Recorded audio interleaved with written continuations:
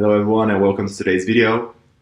In today's video, we're going to talk about the 10 passive income ideas that will help you make money in 2023.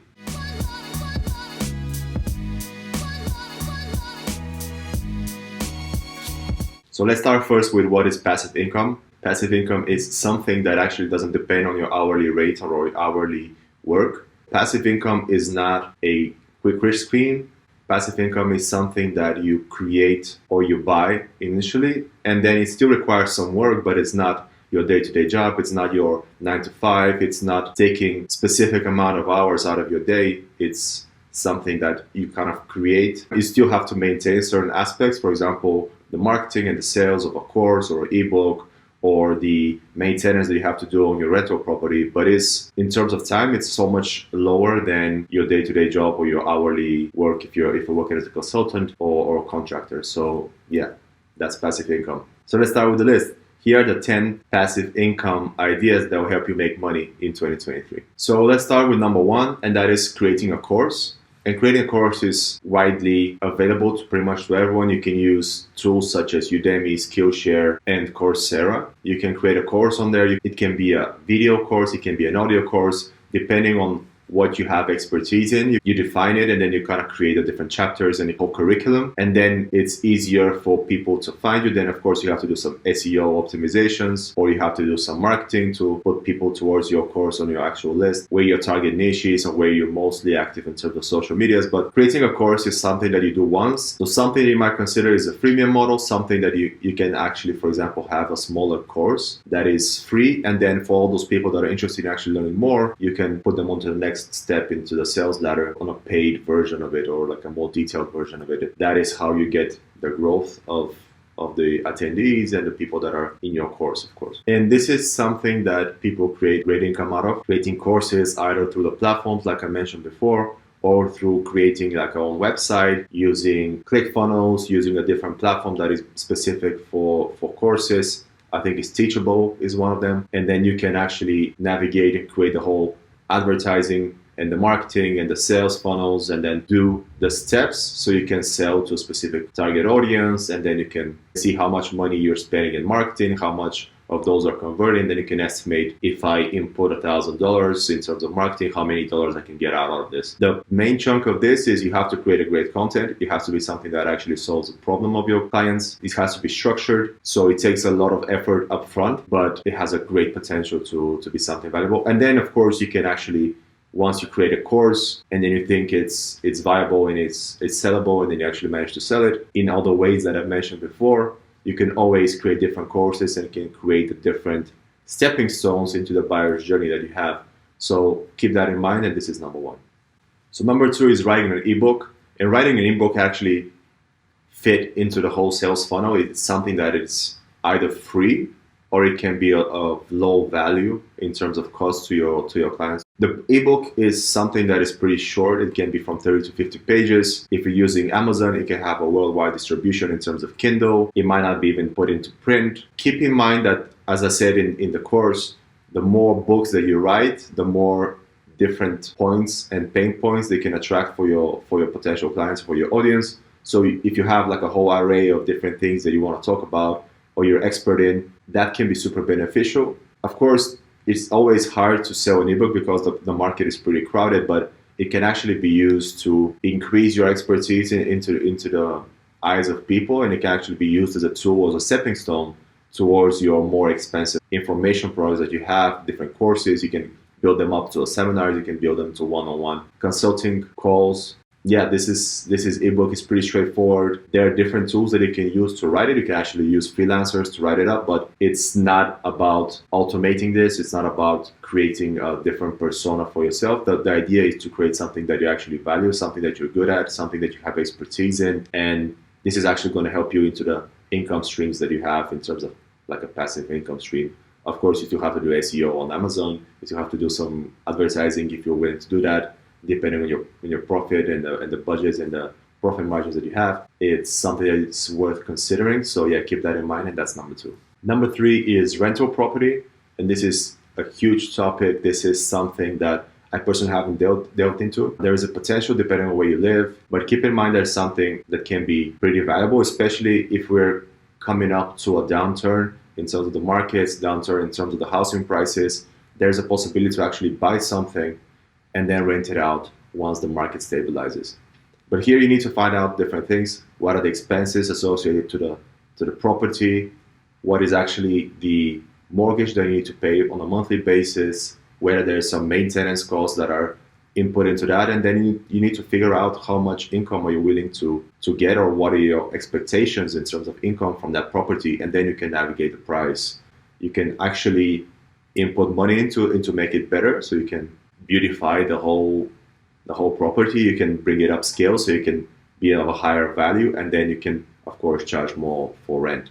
It's not as passive as an income source as, I guess, to the other ones that are more digital. It's something that is quite traditional, but keep that in mind. It's a good option, but it depends if you're inclined to actually doing that.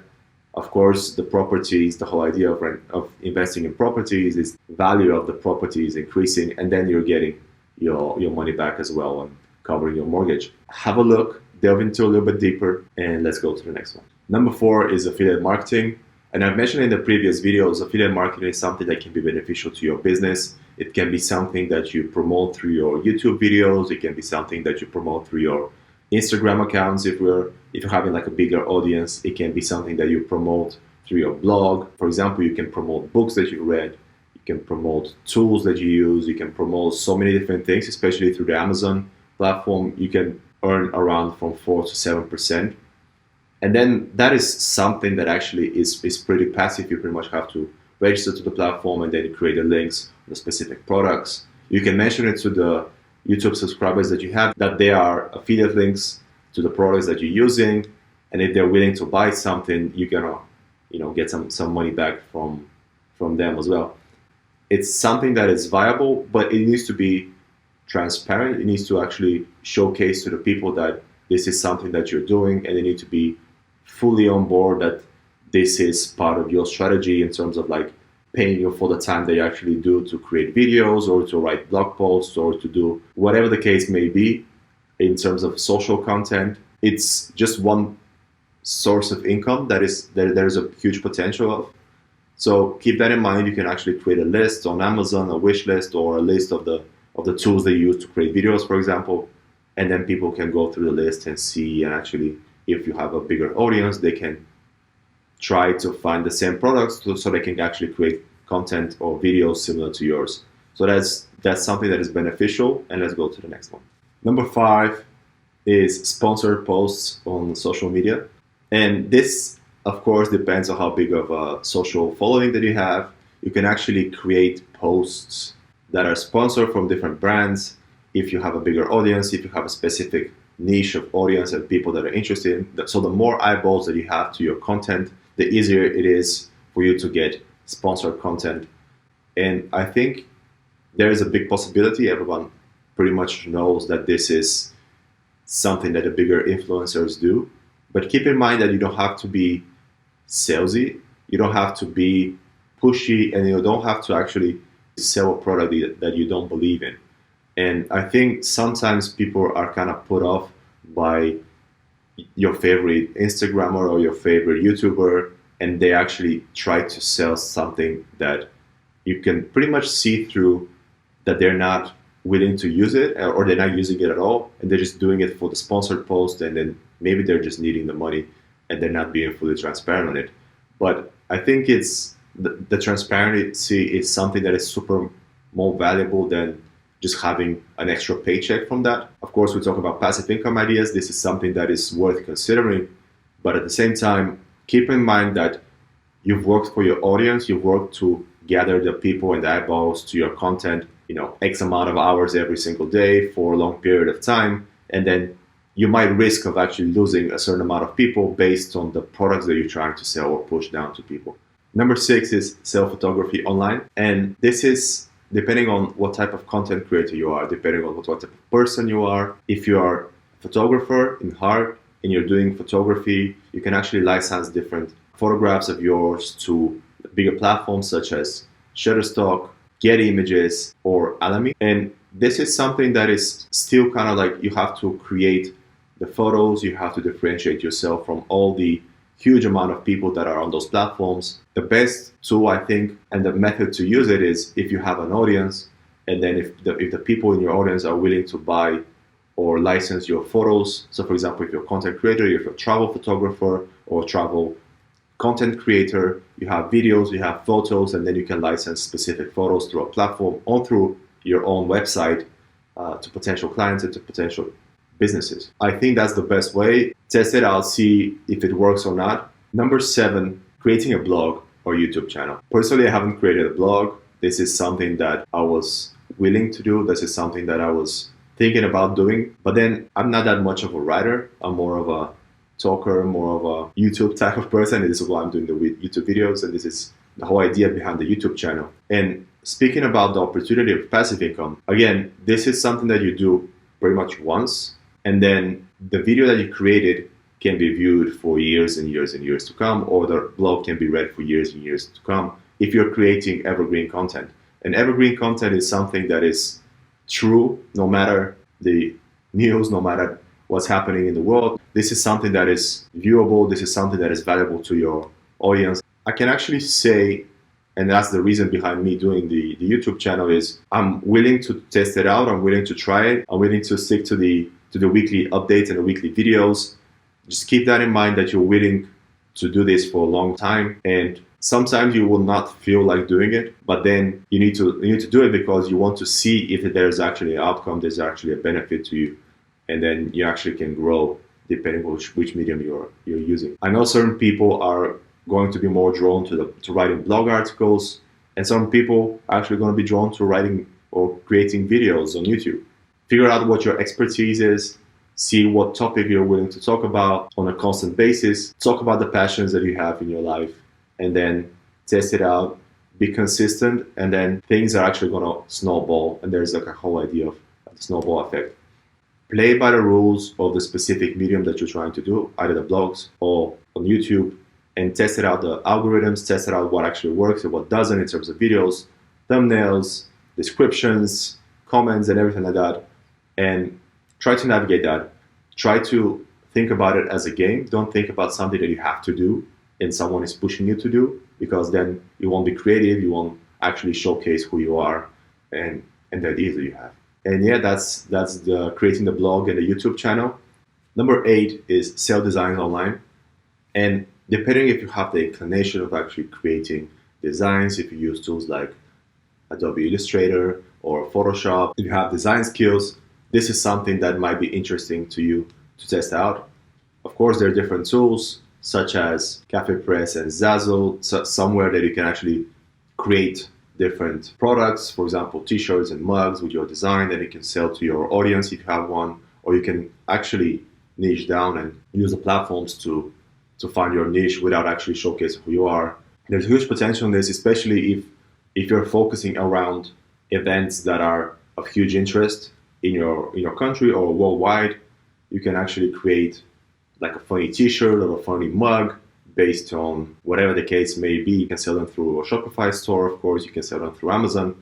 I think also Amazon has a platform for designing t-shirts, and then you have to be approved for. Test it out, play with it. I personally have played to an extent to it without a huge amount of success, but that was not who I am. That's not someone that I'm willing to focus my efforts on in terms of creating designs for a specific niche of people or for my audience on a different platform. Test it out, like I said. If it's something that you value, if it's something that you're willing to do, measure what works. If you're doing a couple of different passive income streams, measure what works, measure what amount of time you're actually spending on that specific medium or specific business idea, and then figure out the best way that you can do it. Everything is trial and error. Test out all the strategies that I'm mentioning now, or test out the ones that are most viable to you. And let's go to the next one. Number 9 is dividend stocks. And dividend stocks can be pretty much every single company that actually shares some of their profits with the specific owners of their stocks and the shareholders that they have. This is a bit risky, especially in the market that we are right now. I would say if you have the time to do the proper research of the earnings and the data and the specifics of the specific company that you're willing to research, or the niche of companies based on what you're interested in, but play with caution, because individual stocks can be fluctuation in terms of prices. The best strategy in terms of stocks, and I'm going to talk about ETFs as well, or exchange traded funds, is think about the long-term potential. The longer you actually keep the stock or the ETF, the better it is. I think you're actually having a bigger risk if you're going with a specific stock or you're just gambling. Do your own research. I would actually advise to go to something that is a little bit more passive. This is not 100% passive in terms of dividend stocks, in terms of time. Of course, it is more to an extent of you actually do the work once, you invest a certain amount of money, and then you kind of leave it and forget it because that's passively coming and passively bringing you a certain amount of money. I would actually rather advise to go to an ETF, and of course the most well-known is the S&P 500, and that is something that is a bit more passive. You pretty much invest in the biggest 500 companies in the US, and then you actually lower the risk of the stocks going down, and then the percentages is changed to, I think, on a yearly basis. You still actually have a dividend from the ETFs. Do your own research, depending on your risk levels, of course, or the time that you're actually willing to spend on research or on analysis or reading different analysts and stuff like that. The best thing to do is to dollar average. So for example, you invest once a month on a bi-weekly basis and then average out the market, but keep it for the long term. And number 10 is creating an app. And actually I was, in a past life, I was an app developer, and I had a huge array of apps into the Play Store and into the Apple Store. This is something that I've done, that I mentioned in the previous video, that I got more than 1 million downloads for my whole portfolio of apps that I had. This is something that is like most of the things, pretty much you do it once. You start when you spend a certain amount of time to create an app or a specific need, a specific audience, specific niche. You can actually create something that's free, and then you can actually unlock content or specific functionalities of your app based on a payment, once-off payment, or a monthly basis, depending on what your business model is. So there's a huge upside, and I actually see that apps are doing a comeback through the personal branding, through the tools and the differentiation from social medias, because you actually own the content that you're sharing with your audience. It's so much easier than complying to the different social media platforms. It's something that actually worked for me in the past. Do your research, think about what you're willing to do, think about what specific problem you're solving for your clients. Those are the 10 passive income ideas that will help you make money in 2023. Like, share, comment, and subscribe to my YouTube channel. Let me know what you think about the video. And if you're interested in a specific topic, I can create a separate video on that topic, and I can delve in deeper into the specifics of the passive income idea. Thanks a lot for watching, and I'll see you in the next one.